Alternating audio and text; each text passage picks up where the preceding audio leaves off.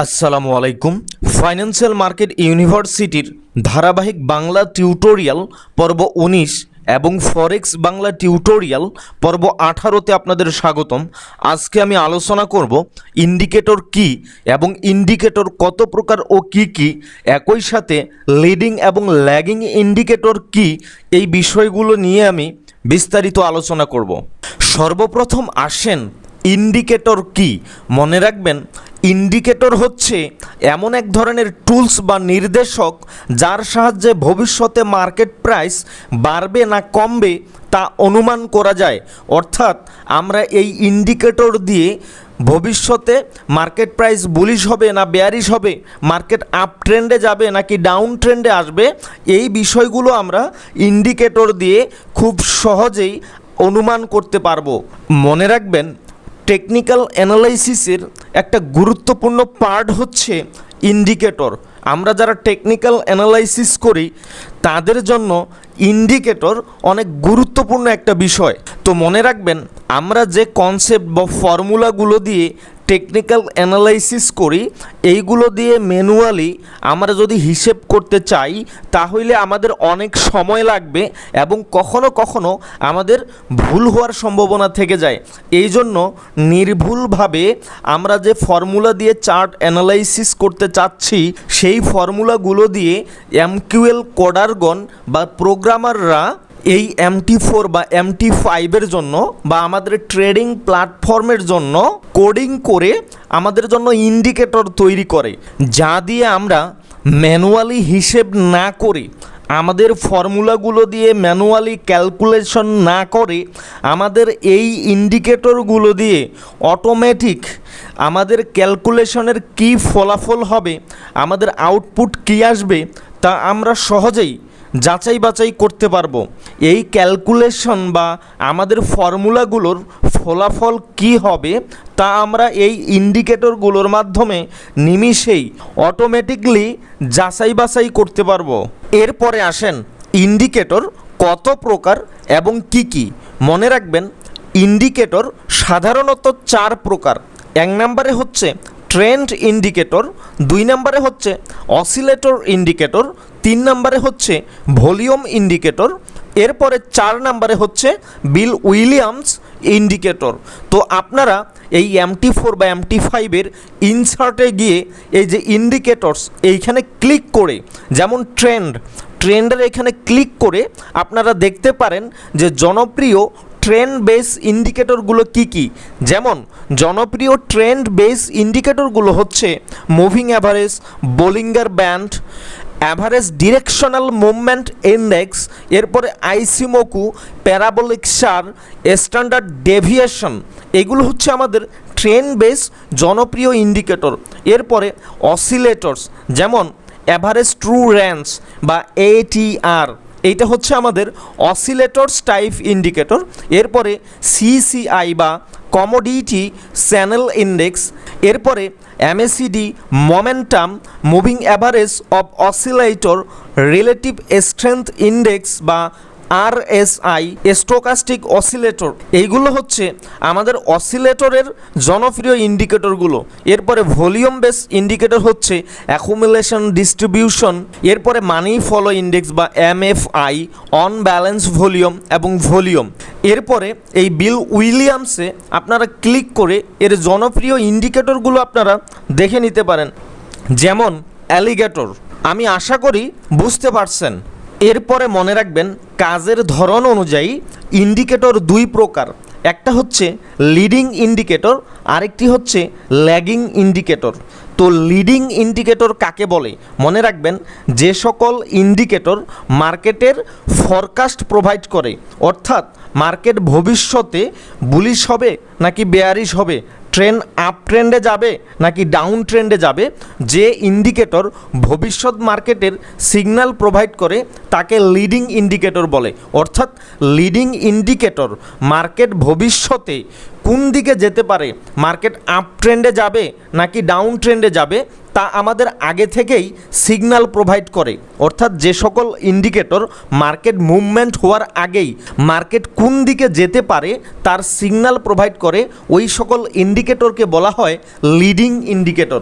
আমাদের জনপ্রিয় লিডিং ইন্ডিকেটরগুলো হচ্ছে CCI, RSI, stochastic oscillator, ফিবো, pivot point, এরপরে ভলিউম। এখন সে ধরেন আরএসআইকে কেন একটি লিডিং ইন্ডিকেটর বলা হচ্ছে, যে কিভাবে একটি লিডিং ইন্ডিকেটর আমাদের মার্কেট প্রাইস পূর্বেই ফোরকাস্ট করে, পূর্বাভাস দেয় যে এখন মার্কেট প্রাইস বুলিশ বা বেয়ারিশ হবে, এইটা আমরা কিভাবে একটি লিডিং ইন্ডিকেটর দিয়ে বুঝতে পারি। সে ধরেন আরএসআই হচ্ছে আমাদের একটা লিডিং ইন্ডিকেটর। তো যখন দেখা যায় আরএসআই আমাদের 30-তে থাকে, তখন আমরা ধরে নেই যে হ্যাঁ মার্কেট প্রাইস এখন ওভারসোল্ড, এইখান থেকে কি হবে, এখন মার্কেট প্রাইস বুলিশ হবে বা আপ ট্রেন্ডে যাবে। তো আরএসআই যখন 30-তে আসে তো এখানে কি সিগন্যাল দেয়, মার্কেট বুলিশ হওয়ার সিগন্যাল দেয়। কারণ মার্কেট যখন ওভারসোল্ড হয় তখন তার নেক্সট টার্গেট থাকে ওভারবট। তো আবার দেখা যাচ্ছে মার্কেট প্রাইস যখন আমাদের ওভারবট হয় তখন সেইখানে আরএসআই আমাদের কি সিগন্যাল দেয়, সেইখানে আমাদের সেল সিগন্যাল দেয়। তার মানে আমরা ধরে নেই মার্কেট প্রাইস এখন বেয়ারিশ বা ডাউন ট্রেন্ডে আসবে। তো দেখেন মার্কেট প্রাইস মুভ হওয়ার আগেই আমাদের আরএসআই সিগন্যাল দিচ্ছে নেক্সটে মার্কেট কোন দিকে যেতে পারে, তার সিগন্যালটা আমরা পাইতেছি। সুতরাং এইটা হচ্ছে একটা লিডিং ইন্ডিকেটর। এরপরে আসেন ল্যাগিং ইন্ডিকেটর কি। মনে রাখবেন ল্যাগিং ইন্ডিকেটর হচ্ছে মার্কেট মুভমেন্ট হওয়ার পরে যে সিগন্যাল প্রোভাইড করে তাকে ল্যাগিং ইন্ডিকেটর বলে। সে ধরেন একটা ডাউন ট্রেন্ড আপ ট্রেন্ডে রিভার্স করছে, এই ট্রেন্ডটি রিভার্স করার পর যদি কোনো ইন্ডিকেটর আমাদের সিগন্যাল দেয় যে হ্যাঁ এই ডাউন ট্রেন্ড আপ ট্রেন্ডে রিভার্স করছে, তাহলে ওই ইন্ডিকেটরটাকে বলা হচ্ছে ল্যাগিং ইন্ডিকেটর। অর্থাৎ যে ইন্ডিকেটর আমাদের মার্কেটের মুভমেন্ট হওয়ার পরে আমাদের সিগন্যাল প্রোভাইড করে তাই হচ্ছে ল্যাগিং ইন্ডিকেটর। আর লিডিং ইন্ডিকেটর কি, সে ধরেন একটা ডাউন ট্রেন্ড আপ ট্রেন্ডে রিভার্স হইতে পারে, এই যে ডাউন ট্রেন্ডটি আপ ট্রেন্ডে রিভার্স হইতে পারে, এখনও রিভার্স হয়নি, এই আগে থেকেই যে সিগন্যাল প্রোভাইড করে তাই হচ্ছে লিডিং ইন্ডিকেটর। তাহলে ল্যাগিং এবং লিডিং ইন্ডিকেটরের মধ্যে পার্থক্য হচ্ছে লিডিং ইন্ডিকেটর আমাদেরকে ফাস্ট সিগন্যাল প্রোভাইড করে, আর ল্যাগিং ইন্ডিকেটর আমাদেরকে অনেক দেরিতে সিগন্যাল প্রোভাইড করে।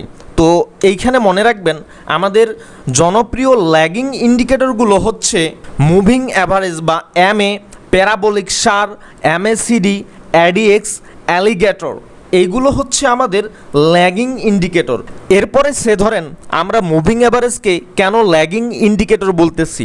মনে রাখবেন আমরা সাধারণত মুভিং অ্যাভারেজ দিয়ে কিভাবে চার্ট অ্যানালাইসিস করি, যখন মুভিং অ্যাভারেজের নিচে মার্কেট প্রাইস থাকে তখন সেইটাকে আমরা ডাউন ট্রেন্ড বলি, যখন মুভিং অ্যাভারেজের উপরে মার্কেট প্রাইস থাকে তখন সেইটাকে আমরা আপ ট্রেন্ড বলি। আর যখন আমাদের মার্কেট প্রাইস মুভিং অ্যাভারেজকে ক্রস করে উপরের দিকে চলে যায়, যখন মার্কেট প্রাইস মুভিং অ্যাভারেজকে ক্রস করে উপরের দিকে চলে যায় তারপরে আমরা ধরে নেই যে ডাউন ট্রেন্ডটি এখন আপ ট্রেন্ডে রিভার্স বা কারেকশন হচ্ছে। তাহলে আমরা কখন ধরে নেই যে ট্রেন্ড চেঞ্জ হচ্ছে, যখন মুভিং অ্যাভারেজকে ক্রস করে।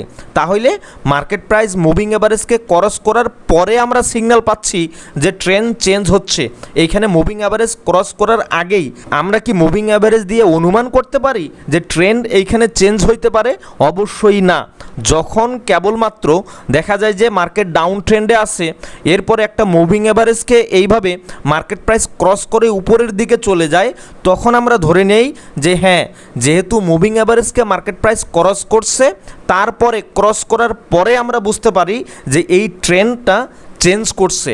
আবারও দেখা যায় একটা আপ ট্রেন্ড যখন এই মুভিং অ্যাভারেজকে ক্রস করে ব্রেক করে নিচের দিকে আসে, তখন আমরা বুঝি যে একটা আপ ট্রেন্ড ডাউন ট্রেন্ডে রিভার্স করছে।